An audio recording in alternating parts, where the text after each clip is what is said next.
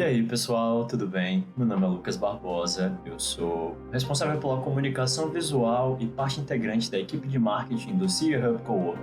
E eu vim aqui, a pedido do nosso CEO, Guilherme Oliveira, para contextualizar vocês sobre a trilha de conteúdos que foi extraído da nossa live, gravada dia 25 de março, sobre o Covid-19.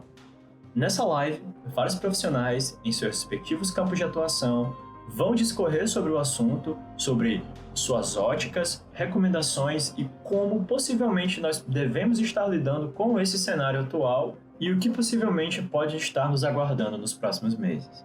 É importantíssimo salientar que todos os conteúdos tratados por esses profissionais e tudo que foi discorrido aqui tenham um compromisso profundo com a responsabilidade, com a veracidade de informações. Então, faço um apelo para que todos que estão escutando esse conteúdo ou qualquer outro acerca do Covid-19, sobre o coronavírus, se informe bem, cheque a veracidade desses conteúdos e difunda somente o que for comprovado.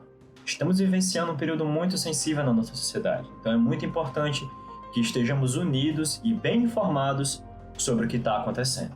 Reforçando o pedido, peço para que esse ou qualquer outro conteúdo que seja possivelmente divulgado por você tenha compromisso com a responsabilidade, com a veracidade de informações. Agora fiquem com o conteúdo, se informem, se protejam e mantenham-se conscientes.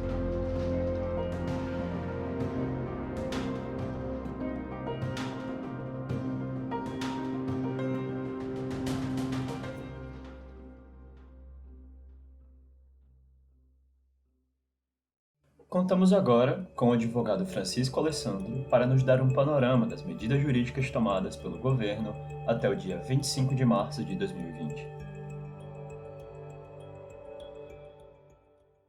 No dia 31 de dezembro, a China notificou a Organização Mundial da Saúde sobre casos de pneumonia que ainda não tinham sido identificados em Wuhan. Em 7 de janeiro desse ano, a China consegue identificar um novo tipo de vírus. No dia 30 de janeiro desse ano, a OMS declara o estado de emergência de saúde pública internacional. Após essa trilha cronológica, os dois advogados, Francisco Alessandro e Renato Guerra, trazem um apanhado do panorama jurídico diante da situação do Covid-19.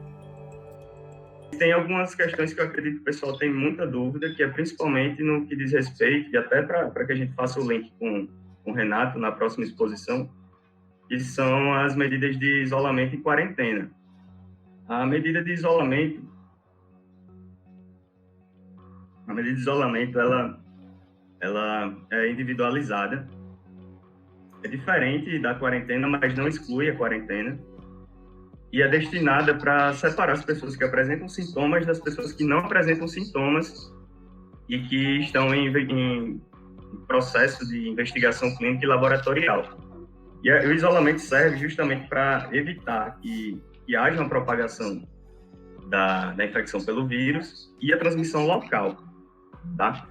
É uma medida que só pode ser determinada por prescrição médica ou por recomendação de vigilância epidemiológica, e tem um prazo máximo de 14 dias, que podem, inclusive, ser prorrogados pelo mesmo prazo. As portarias do Ministério da Saúde regulamentam os detalhes, as nuances da determinação, de como deve acontecer a determinação, o cumprimento e a monitoração dessas medidas de isolamento. Já a quarentena é uma medida que tem como objetivo garantir que os serviços de saúde continuem sendo prestados em um local certo e determinado, tá? É um ato oficial, é um ato administrativo oficial, que pode, por exemplo, ser decretado por um secretário de Estado de Saúde ou mesmo pelo ministro de Saúde, e que, como o próprio nome diz, pode durar até 40 dias, e também esse prazo também pode ser prorrogado. Tá? E tem o objetivo de reduzir a transmissão comunitária. Acredito que talvez César deva explorar o que seria a transmissão comunitária, mas é um ato oficial. Aqui no estado do Rio Grande do Norte ainda não foi decretada essa medida. Nós temos conhecimento de que em São Paulo, por exemplo, dias atrás, o governo do estado declarou essa questão da transmissão comunitária, da quarentena, mas aqui no estado, até então, não houve um ato oficial relacionado a isso, tá? Outro ponto, a questão das atividades essenciais, né? Eu destaco esse ponto porque muita gente pensa que a gente está vivendo um caos, né, um apocalipse e tal, mas não. As atividades essenciais públicas essenciais, né, como, por exemplo, segurança pública, continuam funcionando. Não vou dizer normalmente, mas com algumas questões que se diferem da realidade normal, antes da pandemia. E aqui no estado, por exemplo, continua funcionando. O Ministério Público, enfim, é uma atribuição um pouco diferente, mas o Ministério Público continua trabalhando, ainda que remotamente. As polícias civil, militar e federal continuam trabalhando, mas eu só quero apontar aqui só um segundo. Aqui, portaria 066, portaria 66 da Polícia Civil, de 19 de março. Até a título de informação, a portaria, a DGCOL, né, que é a Delegacia Geral da Polícia Civil aqui do Estado, expediu essa portaria determinando que, em regra, os boletins de ocorrência relacionados a delitos, em regra, né, como eu estou dizendo, devem ser feitos através da delegacia virtual, ou seja, virtualmente através do site da própria Polícia Civil, exceto nos casos dos crimes em que há violência contra a pessoa, grave ameaça, como, por exemplo, homicídio, violência doméstica, estupro, etc. Então, em regra, os BOs estão sendo registrados na delegacia virtual, excepcionados os casos em que há violência e grave ameaça contra a pessoa. E outro ponto, Guilherme, que eu achei interessante expor aqui para o pessoal, é a portaria interministerial de número 5, Ministério da Justiça com o Ministério da Saúde, que, como eu disse, prevê alguns detalhes relacionados à atividade policial, quanto ao descumprimento dessas medidas, por exemplo, como deve agir a autoridade policial ao se deparar com alguma pessoa descumprindo, ou alguma empresa, eventualmente, descumprindo as medidas de urgência, por exemplo, também, talvez as mais comuns, a de isolamento e a quarentena. Existe um procedimento específico para isso, mas eu destaco o artigo 8º dessa portaria, que basicamente recomenda, talvez essa seja a palavra mais correta, recomenda que a autoridade policial, quando se deparar com algum tipo de situação de descumprimento de medidas de isolamento, quarentena, alguma outra medida compulsória, possa encaminhar essa pessoa à sua residência ou para algum estabelecimento hospitalar para que volte a cumprir essas medidas estabelecidas anteriormente, entendeu? E, obviamente, essas medidas estabelecidas por algum médico ou por alguma autoridade sanitária.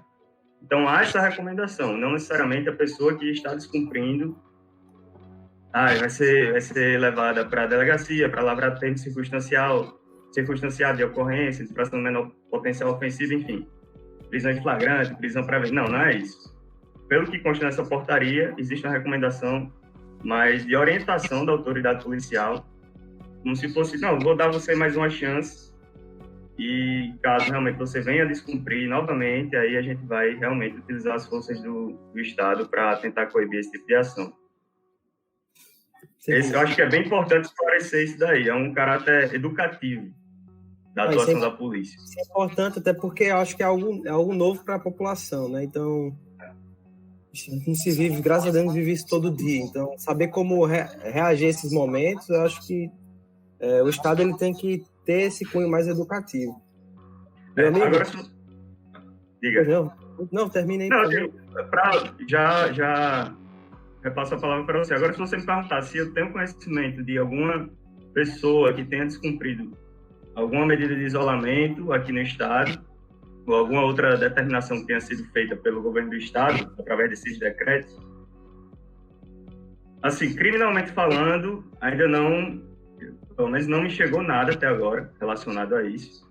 O que nós temos aqui no Estado são notícias de, por exemplo, uma empresa de telemarketing que, enfim, sediada na região metropolitana aqui do estado, que está sendo investigada, inclusive, pelo Ministério Público do Trabalho e Ministério Público Estadual, por descumprir, por exemplo, uma determinação de manter uma distância de 2 ou 3 metros, salvo engano, entre uma mesa de trabalho e outra, tá? Mas aí ainda está em apuração, não se sabe se realmente haverá algum tipo de investigação criminal relacionada a isso.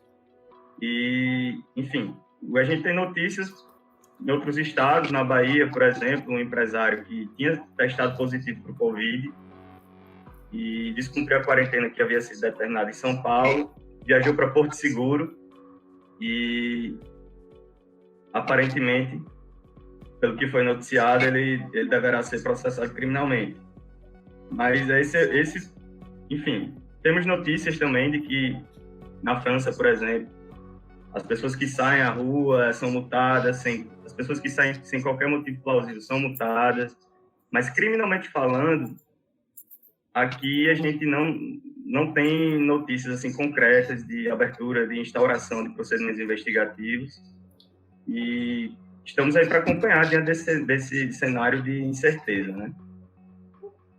Não, sim, com certeza. Acho que o Potiguar tá obediente, né? Isso é bom.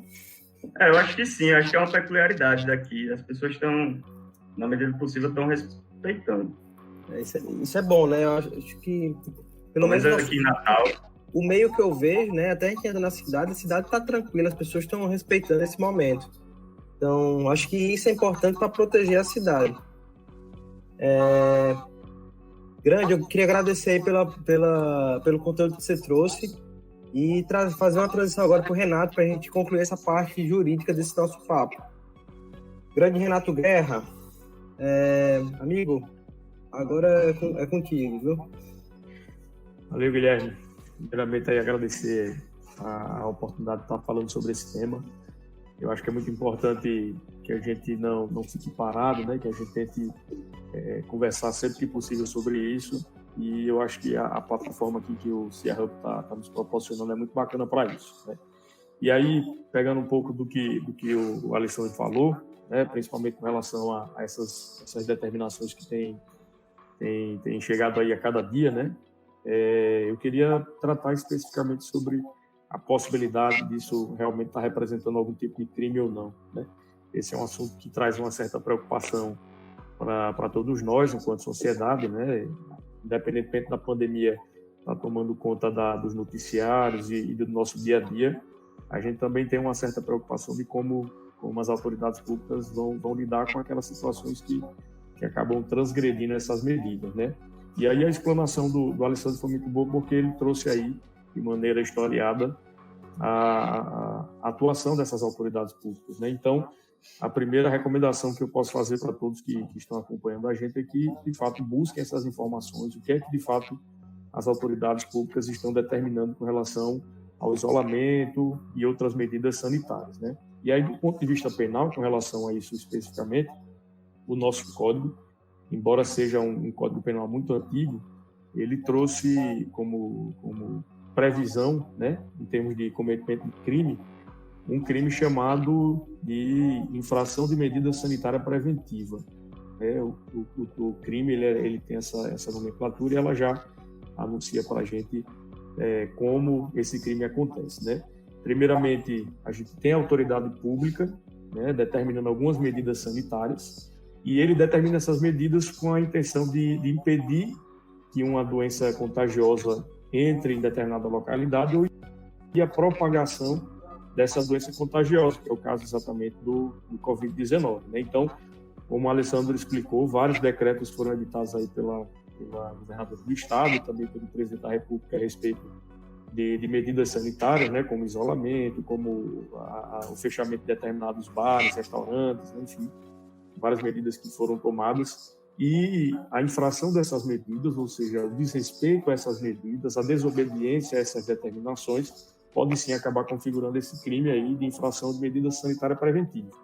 A ideia desse crime, ou pelo menos o que se quer proteger com a definição desse crime no nosso código, é o que a doutrina chama de incolumidade pública.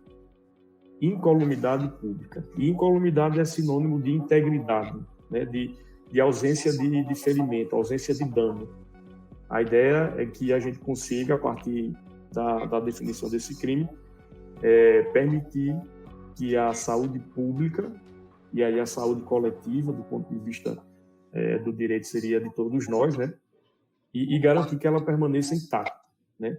Então, se eu tenho uma medida preventiva para que a doença não se propague, eu prevejo um crime para quem a descumpre, para compelir essas pessoas, para obrigar elas a não infringirem essas medidas, né? O direito penal como um todo, e aí não vai ser diferente para esse caso que estamos vivendo agora, ele tem que ser visto como uma ferramenta de coerção, né? Uma ferramenta que traga mais força a essas determinações, que no caso aqui são sanitárias e tendentes a evitar essa propagação. Então, por exemplo, quando os decretos eles trazem determinações no sentido de fechar um bar, fechar um restaurante, ou então eu não posso ir à praia a não ser que eu vá sozinho, eu não posso realizar uma atividade física ao ar livre a não ser que eu vá só, né? Faça essa atividade de maneira individualizada. Ou então, se eu tento reunir mais de 20 pessoas, né, que é o limite que está vigorando agora, qualquer conduta dessa, de fato, viola uma determinação sanitária, né, prevista naquele decreto. E a ideia dessas medidas é exatamente evitar essa propagação, a partir do ponto de vista, que inclusive o doutor César depois vai explicar, de como essa doença ela é contagiosa, né?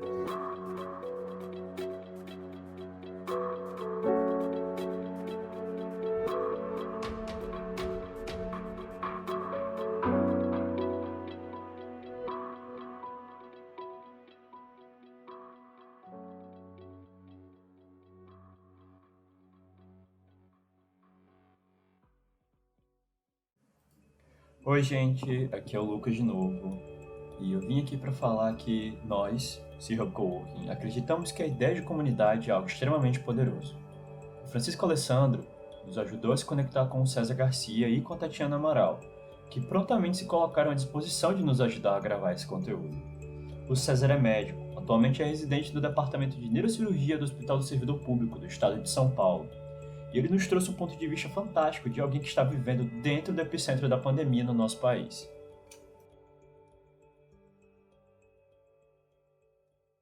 Eu vou começar a minha fala falando rapidamente sobre o coronavírus. O coronavírus, a gente sabe que é um grupo de vírus, na verdade o coronavírus não é só um grupo de vírus que todo mundo aqui já teve contato com ele. Boa parte das pessoas que estão escutando a gente já tiveram resfriado e já tiveram contato com o coronavírus. Assim como o rinovírus, assim como o vírus de influenza, esses vírus eles estão bastante presentes no nosso dia a dia.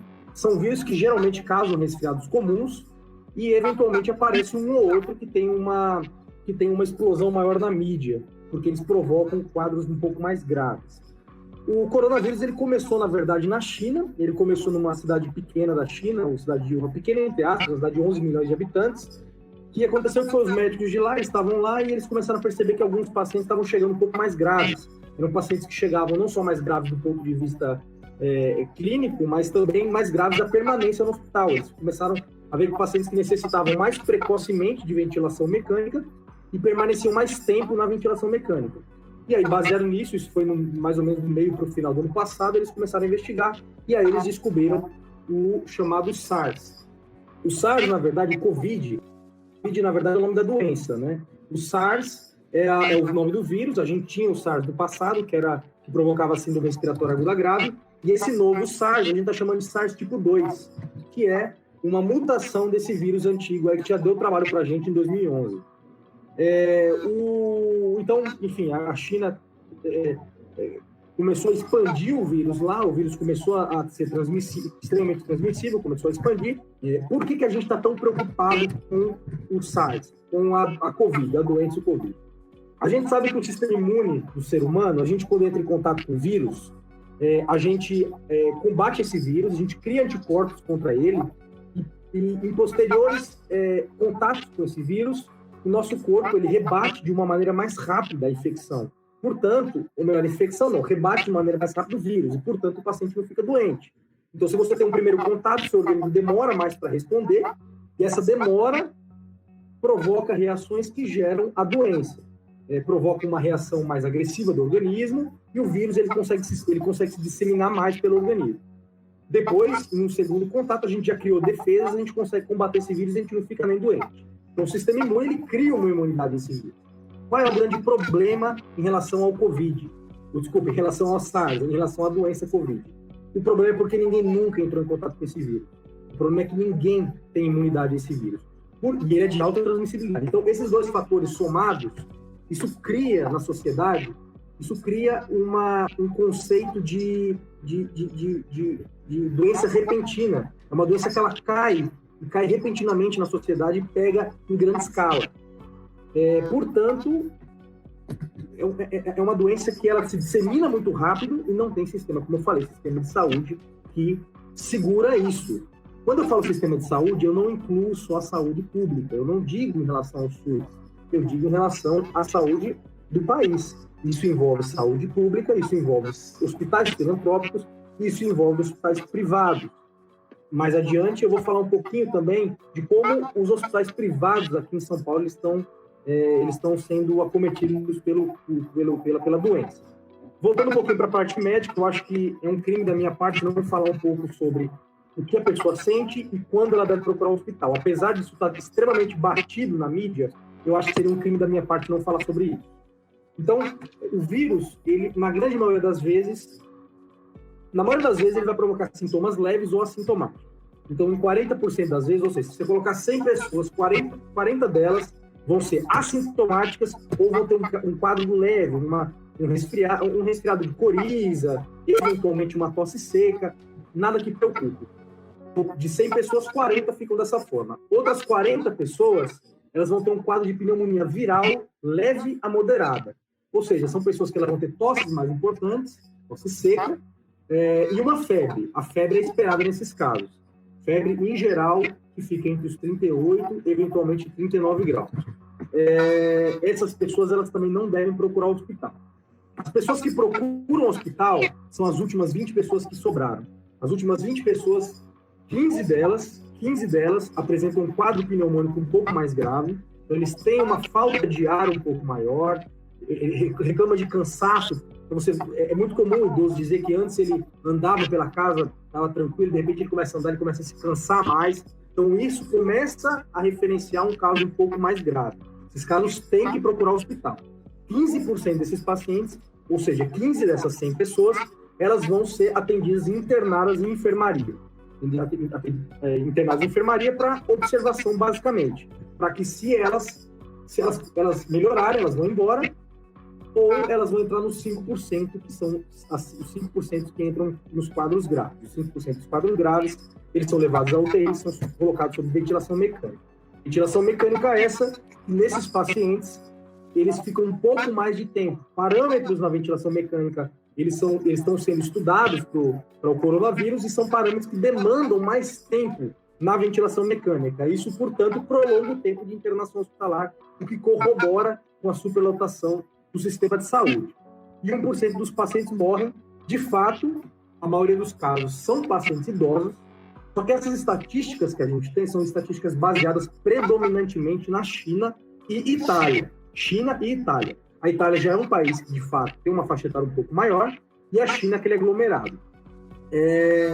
Só que quando a gente está puxando agora para o corona, para cidades como São Paulo, para países como o Brasil, ou para outros países na Europa, a faixa etária está caindo um pouco. Essa faixa etária está começando a cair um pouco, ainda não está atingindo pessoas muito jovens, mas é uma faixa etária que está começando a cair. Então, isso de que só dá problema para idoso, de certa maneira, isso é uma falácia, por informações que a gente tem, estatísticas limitadas.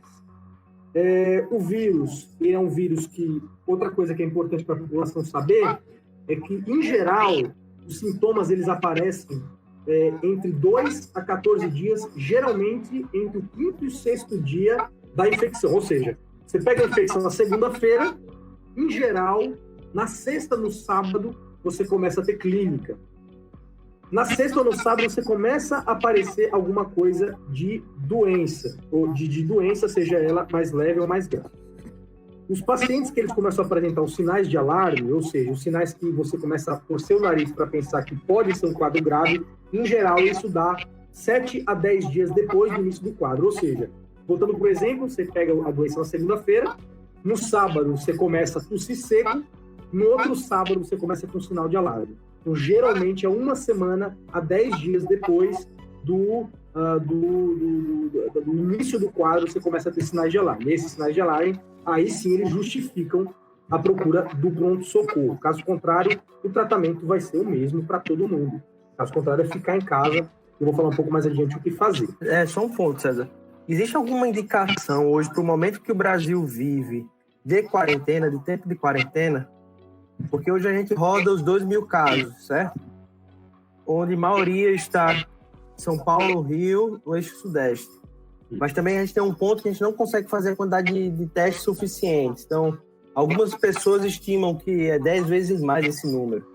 O que é que você pode falar um pouco sobre isso, da quantidade de casos, se é isso mesmo, e sobre esse tempo de quarentena que a gente tem que passar? Perfeito. O tempo de quarentena ele é baseado nas experiências que a gente está tendo dos países prévios, em especial a Coreia do Sul e o Japão. A China, a gente não consegue levar muito em consideração por 2 motivos. O primeiro motivo que a gente não consegue levar em consideração para a gente aplicar aqui no país é que a China é um país ditatorial. Ser ditadura nesse momento é relativamente bom, porque você fala, ou você sai de casa, ou você não sai de casa, ou você sai de casa e é preso. Então, isso controla a doença, isso controla, porque você segura o pessoal em casa. O segundo ponto é que a China, ela teve um foco de grande transmissão. O grande foco de doença foi uma cidade só. O que eles fizeram? Eles pegaram essa cidade, eles ilharam a cidade, construíram um hospital lá dentro e deixaram o pessoal lá dentro. Obviamente, muita gente saiu, porque foi durante o ano novo, mas eles, de certa maneira, eles conseguiram controlar a doença. No Brasil é bem diferente. No Brasil, a gente tem vários focos de epidemia. Então, a gente tem focos estourando no Nordeste, a gente tem focos estourando em São Paulo, a gente tem focos estourando no Sul e por aí vai. Então, a gente se baseia mais em países como a Coreia do Sul e o Japão. São países que eles estão conseguindo controlar a doença realizando o isolamento horizontal. Eles estão conseguindo controlar. Por isso, praticar o isolamento vertical agora é uma coisa questionável, porque a gente não tem experiência com isso. Além disso, o isolamento horizontal, dentro do mundo da infectologia, já é uma prática conhecida dentro de pandemias. O isolamento da população é uma coisa que acontece eventualmente em epidemias pelo mundo. O isolamento vertical, eu desconheço se tenham já praticado isso. Talvez alguém saiba mais que eu, porque não é minha área de infectologia, mas eu desconheço que tenham aplicado estudos de grande escala com isolamento vertical que tenha dado certo. Portanto, o isolamento horizontal, ele faz efeito, porque você não coloca em contato a pessoa que transmite da pessoa que está suscetível a receber a transmissão. A pessoa que transmite, ela tem um tempo para poder se curar do vírus. Esse tempo, em geral, pelo que eles estão vendo ali, depois do contato com o vírus, vai até 20 dias, 21 dias. Existem estudos que mostram até de 27. Mas isso em contato com o vírus. O que isso quer dizer? Depois de um tempo em casa, o infectado, ele vai deixar de transmitir a doença. Aí que é o objetivo do isolamento. O objetivo do isolamento é você deixar o cara lá, o cara que está transmitindo, o cara ficar lá até o sistema imune dele combater o vírus e ele deixar de transmitir. Esse é o objetivo do isolamento. Então, portanto, o isolamento, do ponto de vista da medicina, do ponto de vista da ciência, ele é eficaz. Bom, novamente, eu só quero salientar bastante a importância que tem a conscientização da população e não procurar o hospital quando não precisa. Se você está com algum sinal de alarme, repito, falta de ar, cansaço fácil e está com quadros que sugerem uma infecção, ou seja, febre e tosse seca, aí sim você procura o hospital. Caso contrário, está com febre e tosse seca só, não procura o hospital. Por que não? Primeiro, se você não tiver com o vírus, você vai para o hospital e lá está cheio de gente com vírus. Você vai pegar o vírus lá. Segundo, chegar no hospital lá e o ou melhor, chegando no hospital, o médico vai falar exatamente o que eu estou falando para vocês. Não vai ficar internado, você não tem sinal de alarme, você vai voltar para casa, vai tomar bastante água, vai ficar de repouso e vai aguardar passar isso. Basicamente é isso. Então você vai no hospital à toa.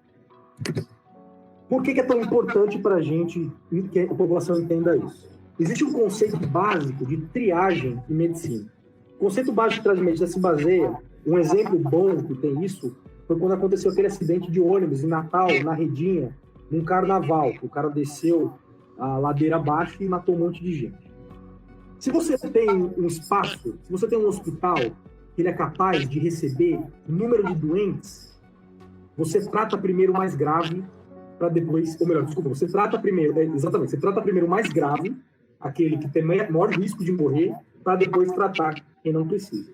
Então, se eu tenho 80 salas de cirurgia e chegam 78 caras para mim acidentados, eu vou começar tratando o cara que mais tem chance de morrer.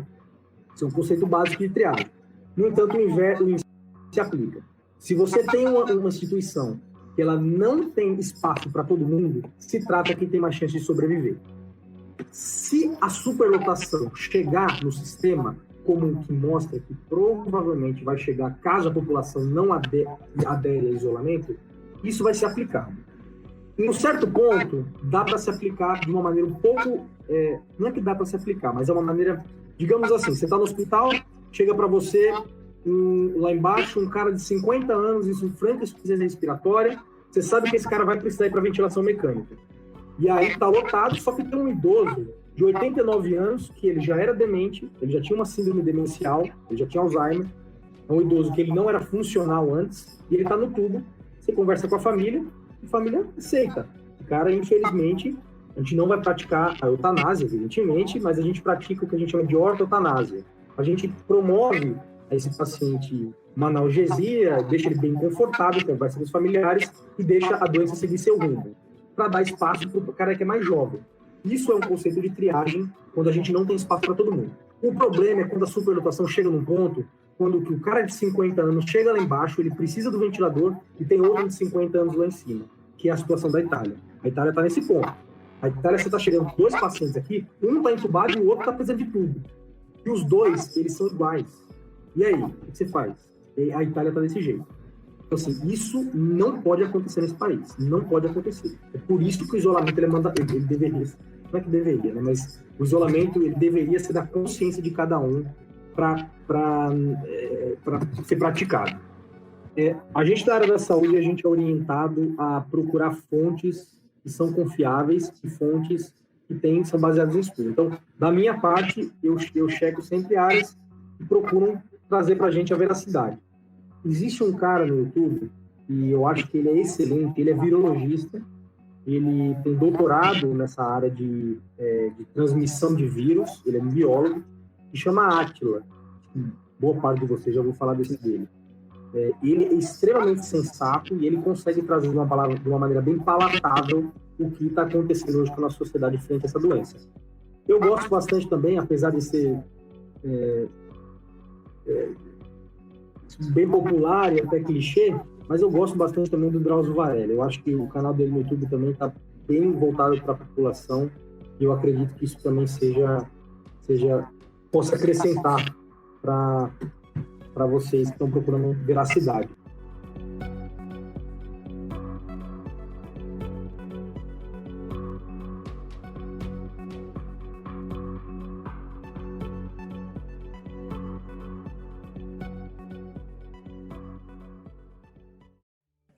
Sim, foram palavras bem fortes de fato. Não estamos vivendo uma gripezinha, nem um resfriadinho.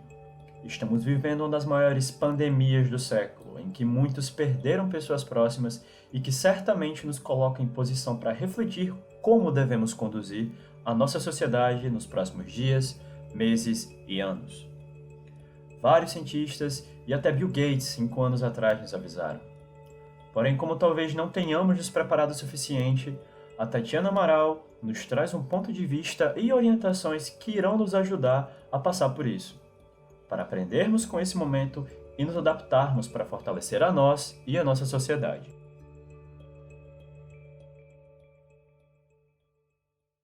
E Tati, por favor, como conseguimos manter nossas cabeças no centro para passar por esse momento.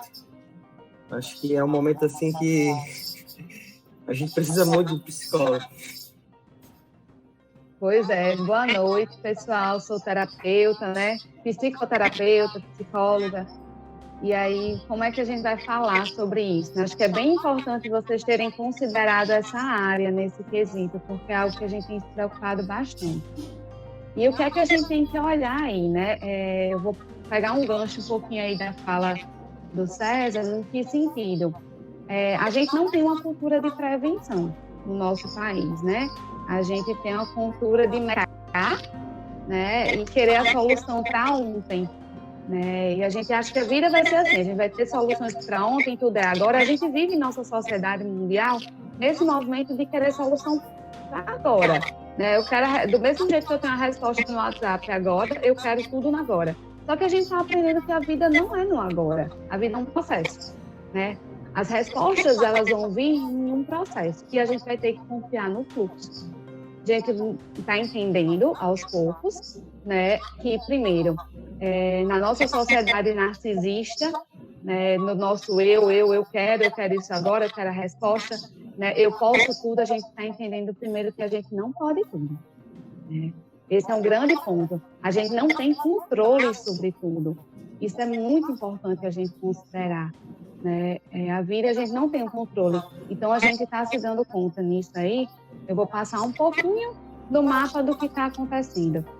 Eu não tenho controle sobre um vírus invisível e a gente tem tanta tecnologia, tem tanto conhecimento, mas a gente não tem controle sobre isso. Como assim?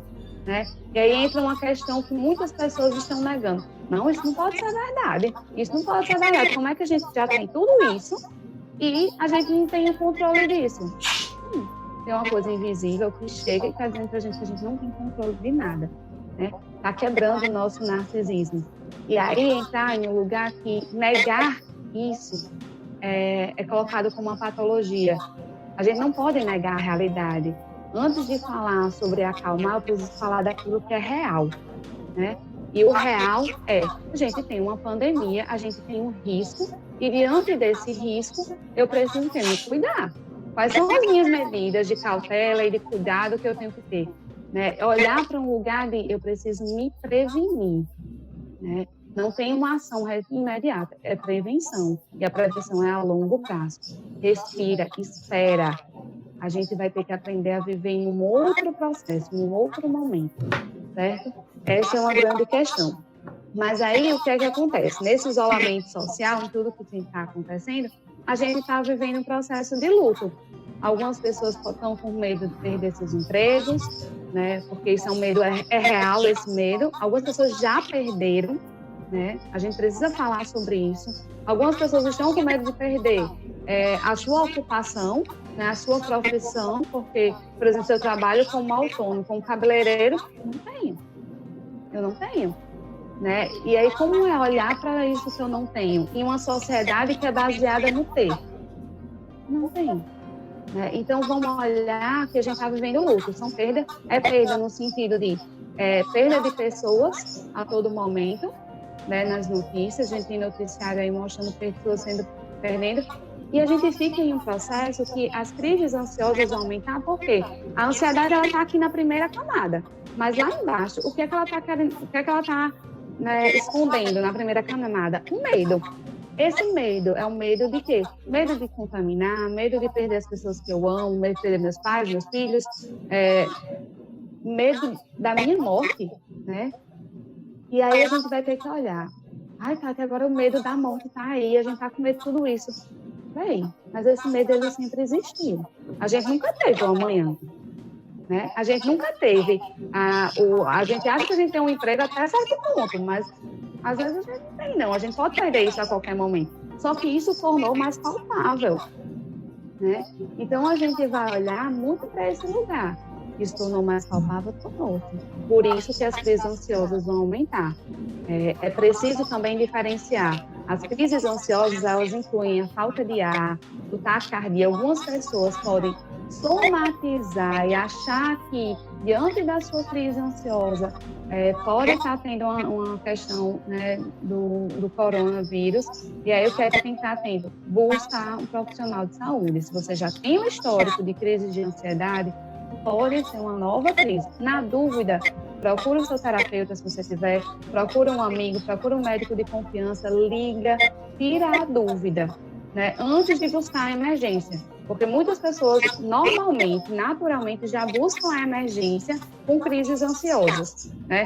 Porque tem a característica de ter um taquicardia, a sudorese, né, a falta de ar. Então, precisa olhar primeiro para o seu histórico, né? E, acima de tudo, na dúvida, liga para o profissional de saúde, tira a dúvida antes de buscar a emergência. A gente precisa estar atento nesse quesito, né? Quando o César falava, eu vim me lembrando disso. Mas aí o que acontece? As crises ansiosas vão aparecer. Como é que eu posso minimizar isso? Porque a gente está vendo um momento que eu só para vocês, assim, não vamos ter crises ansiosas, não vai acontecer. Eu estou mentindo. Porque todo mundo vai ter em algum grau. E é importante, isso é real, é um medo real. Então, a gente precisa estar olhando para o real nesse aspecto. Eu preciso de cuidado. Mas como é que eu posso me prevenir disso? Né? Primeira coisa, evita olhar as notícias o tempo todo. Né? Se for procurar, procura fonte confiável. Né? Assiste o jornal, vê a rede social, seja, uma vez ao dia já basta. Se atualiza no que for necessário, toma as medidas necessárias, mas não fica naquela confusão de ver a notícia o tempo todo e querer. Você não vai usar isso, assim, a grande maioria da população não vai usar esses dados para muitas coisas. Então, assim, vê o que cabe na tua área, sei lá, tu é empresário, o que cabe na tua área, mas não adianta ficar olhando o tempo todo, porque não vai te ajudar, vai justamente te atrapalhar, certo? Outra coisa, a gente tem falado muito, mas é porque realmente é de extrema importância. Em uma crise ansiosa, eu preciso ter descarga do meu corpo. Nessa crise, eu preciso liberar isso. Então, atividade física vai ajudar aí, né? Às vezes, na parte de neuro, pode até depois falar, a gente precisa estar liberando os neurotransmissores daí, para que a gente possa manter a nossa saúde mental. Existe uma questão física, biológica, que a gente precisa assegurar nesse sentido. As pessoas têm que estar atentas à questão do sono. Quando a gente vai perguntar, e aí, tá dormindo bem? Não tô acordando de noite, tô tendo muito pesadelo. Procura um profissional de saúde se está tendo algum desses sintomas com uma certa frequência, porque é um sinalzinho de alerta importante, né, nesse quesito. E manter ao máximo uma rotina, né? Por exemplo, eu me arrumei hoje o dia todinho para atender online, né? A gente precisa se arrumar, enfim, eu preciso manter minha rotina porque eu preciso criar isso. Eu não estou trabalhando, né, 100% online o dia todo, mas de manhã eu estudo, de tarde eu atendo, agora eu estou com vocês. Então, eu preciso manter essa rotina, preciso fazer minha atividade física, organizar de alguma forma nesse sentido. Isso é de extrema importância. Tentar manter dentro daquilo que eu controlo, que é o meu dia a dia, na minha casa, no meu processo, a minha rotina para continuar vivendo dentro do que me é possível. Não é possível sair, não é possível eu ir para fora fazer o tempo todo como eu faria antes, mas eu preciso manter isso ao máximo também. E aí, nesse quesito, a gente vai entrar com a questão, né, onde é que vão vir essas crises. A gente vive na nossa sociedade um momento de crise. E o que é que a gente precisa conectar com a crise? A gente tem perdas, né? Vamos pensar em uma árvore. Essa árvore, ela vai ter cheia de galhos, cheia de frutos, mas em qualquer momento podem acontecer intempéries, né? Vai ter chuva, vai ter raio, a árvore pode perder suas folhas, vai diminuir. Só que o que é que a gente precisa conectar? Que momento é esse, né? O que é que eu vou conectar aí? Primeiro que eu preciso entender que nós, seres humanos, né, na verdade, nós todos seres vivos, nós temos uma capacidade natural de adaptação a todas as circunstâncias. Então, é olhar e dizer, eu vou me adaptar. Eu não consigo. Não, eu vou me adaptar. Por quê? Porque essa capacidade, ela está em mim. Quem está dizendo isso é a história da humanidade. Antes de qualquer coisa, a história da humanidade sempre diz que o ser humano se adaptou a todas as crises. A gente criou novos jeitos, a gente criou soluções. É preciso entender, olhar para isso, criar oportunidades, né? E eu olhar para assim, eu gostaria de ter isso, eu queria sair, eu queria ficar indo para tal lugar. Não.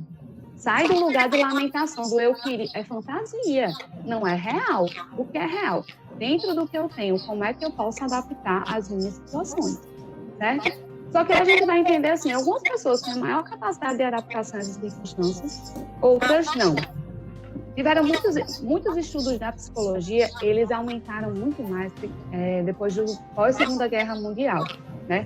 E foi um grande momento de Primeira e Segunda Guerra Mundial, justamente com quem estava na linha de frente, né? Provavelmente a gente vai ter isso novamente com os profissionais de saúde. Está sendo uma grande preocupação, né, de nós da psicologia, com psicologia e psiquiatria, com os profissionais de saúde, porque eles estão numa carga de estresse, né? Quem está tendo que trabalhar, apesar disso, né, seja as pessoas que estão na parte de rede de abastecimento da população, de segurança, os profissionais de saúde, são pessoas que estão tendo que meio que entrar em um lugar de guerra, né, que não é uma guerra, tem algumas controvérsias nesse sentido, mas entrar num lugar de guerra e eu não quero ir, mas eu tenho que ir, e tem os seus medos naturais de cada um. Então, essas pessoas elas têm que estar atentas à sua saúde mental também, né?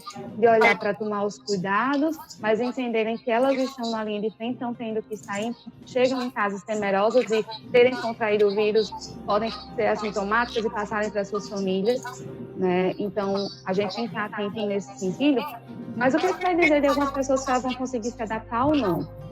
Boris Cyrulnik, né, que é um autor da psicologia que fala bastante sobre resiliência, ele tem um livro dele que é Falar do Amor à Beira do Abismo. E o que é que a gente vê em todo momento? A quem consegue se adaptar e quem não consegue se adaptar tem um grande diferencial.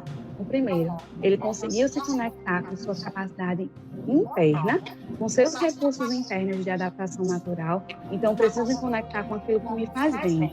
Eu preciso me conectar com a minha yoga, a minha meditação, a minha atividade física, a minha música, a minha criatividade, o desenho, a pintura, o que quer que seja, para cada um.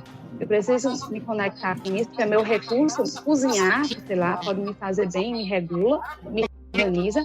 Então, acreditar na questão da minha autorregulação emocional, olhar para aquilo que me autorregula e me conectar com isso, e principalmente aquelas pessoas que tinham uma relação de suporte e de amor bem estabelecida com seus familiares, amigos, e conseguiam manter essa conexão. É como se eu sempre entendesse que eu vou ter um porto seguro.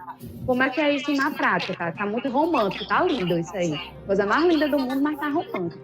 Como é isso na prática? É eu acreditar que, por exemplo, eu posso perder meu emprego, né? Por exemplo, eu tenho uma atividade autônoma. Eu posso perder consideravelmente isso. Mas eu não tenho família? Tenho. Eu não tenho amigos? Tenho. Será que a minha necessidade básica de sobrevivência ela vai deixar de ser mantida? Se eu tenho certeza da minha rede familiar, da minha rede de suporte, de amigos e família, não, eles não vão me deixar faltar o que eu preciso, né? O que eu preciso não é aquilo que eu quero. Eu quero agora ir fazer minha unha, passear no shopping, ir no cinema, ir para um bar, sair. Não. Mas o que eu preciso? Casa, comida, saúde, educação, isso eles não vão deixar de me manter. Né? Então, eu preciso acreditar e acionar essa rede de suporte. De que forma, né, que a gente vai acionar isso agora se a gente está isolado? Quando eu entro em contato com as pessoas, seja até mesmo hoje em dia, a gente tem uma questão muito boa, que é o meio virtual. Eu tenho como me conectar com as pessoas, eu tenho como falar com elas, eu tenho como colocar e expressar para elas as minhas angústias, os meus medos. Ou então, por exemplo, eu estou com medo de perder meu emprego, né? Chegar e colocar para aí. Porque talvez a gente não saiba da nossa rede de suporte. Eu estou com medo de perder meu emprego, de ficar sem ter comida em casa. Peraí, será que não tem ninguém que possa me ajudar? Agora, se eu não coloco para outro o quanto isso está vulnerável para mim e o tamanho do meu medo, talvez o outro não vai se colocar no lugar de me ajudar e de criar essa rede de suporte. Por isso, é de extrema importância que as pessoas, né, nesse momento, se comuniquem umas com as outras o máximo que elas podem. Não só nas coisas boas, nas coisas ruins, nas suas angústias, nas suas ansiedades. Né? Aqui em Natal, a gente está com uma rede, o SOS é apoio emocional. Então, o SOS Apoio Emocional é um grupo de psicólogos aqui em Natal que são especializados, do grupo Apego e Perdas, é um grupo especializado em formar psicólogos sobre luto e apego, né? Eu tenho essa formação, mas eu não estou fazendo parte desse grupo agora, porque atuo especialmente em escola. Mas o que é que acontece? Eles estão tendo esse apoio a uma linha que ela está sendo nacional, essa linha do Grupo Entrelaços Nacional, e está fazendo essa rede de suporte para todas as pessoas que precisam. Então, é um horário, tá? Mas, assim, todos os profissionais da saúde mental, eles estão disponibilizando os horários, alguns gratuitos, outros em valores diferenciados, para dar esse suporte que eu preciso entender e fazer essa conexão. Eu preciso me ancorar nisso. E aí a gente vai entrar no processo para fechar, que é da corresponsabilidade social. Eu não estou sozinho no mundo. Eu, apesar de estar isolado, eu não preciso ficar ilhado das pessoas, né? O isolamento não precisa me deixar ilhado. A corresponsabilidade social, e aí entra uma questão de eu preciso acionar toda a minha rede de suporte para poder manter a minha saúde mental. Então, veja, quando eu falo de saúde mental, eu estou falando também de sociedade. A gente não está só no mundo, né? Muitas vezes a gente entra nesse lugar de solidão, que é angustiante, e a gente precisa ficar nesse lugar só, né? A gente pode compartilhar. Oi, que susto eu tive. Eu tenho uma provocação aqui para fazer, tá? É que, pelo que eu ando percebendo e pelo que eu percebi antes de toda essa problemática toda, é que quando muitas vezes a gente se reunia com os amigos, tal, pessoas mais próximas, você vê que o celular, muitas vezes, o smartphone, separava as pessoas, distanciava, apesar do contato físico e presencial, né? E agora, depois do vírus, o processo meio que se inverteu e a gente acaba utilizando essas ferramentas, acredito eu, né, de uma forma boa. Claro que, por exemplo, isso que você disse de evitar notícias, uma enxurrada de notícias ruins, por exemplo, influencia bastante, mas acredito que, no geral, as pessoas têm utilizado, por exemplo, o celular para coisas boas, para se sentirem melhor agora, né? Enquanto que, antes do vírus, isso servia para o distanciamento, apesar do contato físico. Não é assim... Com certeza, a gente está tendo que se adaptar, a gente está tendo que mudar essa situação, né? É interessante, por exemplo, na psicologia, acho que 80% dos profissionais, inclusive, a gente atendia presencialmente e a gente está tendo que atender online. Então, todo mundo que está tendo que adaptar isso aí e dar qualidade de presença na relação online. Porque o que é que acontece? Vou dar uma dica. Se eu estou aqui, fazendo isso aqui, mexendo e pegando de um lado para o outro e fazendo isso aqui, eu não estou dando qualidade de presença na relação. Então, o que a gente mais precisa é que, independente do meio que a gente está, se ele é virtual ou se ele é presencial, a gente precisa de qualidade de presença. Eu preciso estar por inteiro na relação, né? Claro que, com certeza, com isso a gente vai aflorar lá na frente um pouquinho, né? A necessidade do contato, do afeto, a gente vai entender a importância do contato, né, dos abraços, dos beijos, do olho a olho nas pessoas. Isso vai, com certeza, vai aflorar, né? E aí eu, como psicoterapeuta somática, algumas questões vão aparecer aí nesse sentido, porque, né, como também de pessoas que não gostam do contato, vão tender a permanecer ilhadas de alguma forma, isoladas, mas a gente chamar para a relação, chamar para a relação, né? Porque de acordo, né, com a minha base teórica, né, na psicologia, a gente tem que o vínculo é o que cura. Então, é a relação que vai curar os processos, né? Cura no sentido de trabalhar o todo, mas não no sentido ideal de que a doença, né, e a comorbidade ela não vai mais existir.